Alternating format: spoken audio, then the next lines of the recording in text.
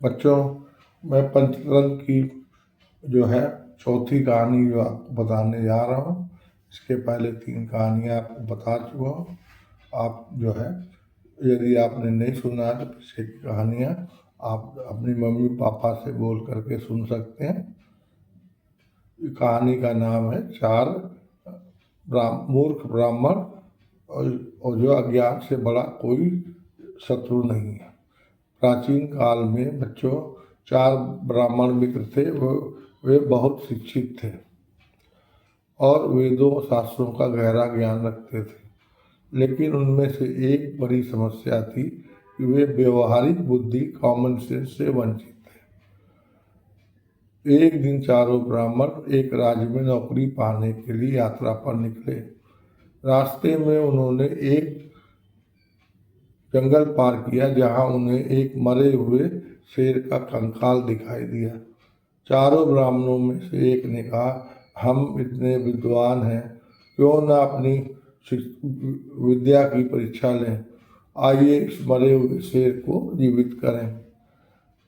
पहले ब्राह्मण ने अपनी विद्या से हड्डियों को जोड़ दिया, दूसरे ब्राह्मण ने मांस और खाल चढ़ा दी और तीसरे ब्राह्मण ने शेर में प्राण डालने की तैयारी करी।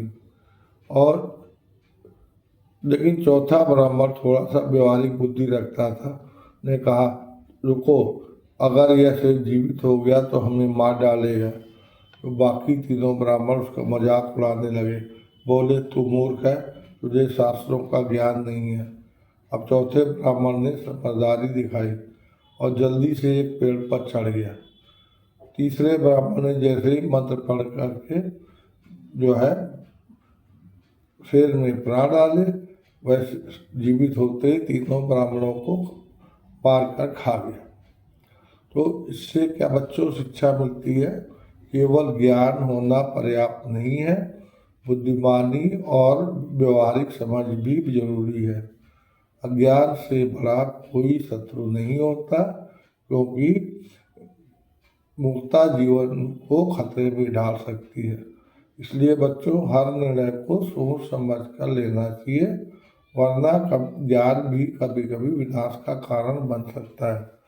तो बच्चों जो है, आपको उम्मीद है कि ये जो है आपको कहानी अच्छी लगी होगी और आप इतना करिए कि आप यदि आप बहुत ज्ञान रखते हैं और आप बुद्धि का जरूर इस्तेमाल करें। कहीं ज्ञान के जो है आप बुद्धि नहीं लगाई तो हो सकता है आप अपना खुद का नुकसान कर लें। तो बच्चों, ये कहानी आपको समझ में आ गई होगी। बच्चों, आप अपनी मम्मी पापा दादी दादा भाई बहनों से बोलें कि ये जो है इसका जो कहानी को लाइक कर दें और सब्सक्राइब कर दें और दूसरे और बच्चों के लिए दूसरे व्हाट्सएप ग्रुप और फेसबुक ग्रुप में शेयर कर दें, जिससे और भी बच्चे इस कहानी को सुन सकें। इसी के साथ बच्चों नमस्कार, धन्यवाद।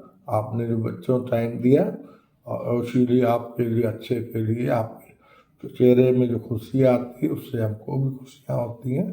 आप जो है ऐसी कहानियाँ सुनते रहें और मैं भी आपको वादा करता हूँ, मैं आपको कहानियाँ आपको सुनाता रहूँगा और आपको कहानियाँ अलग अलग कहानियाँ आपको दिखाता भी रहूँगा। धन्यवाद, नमस्कार।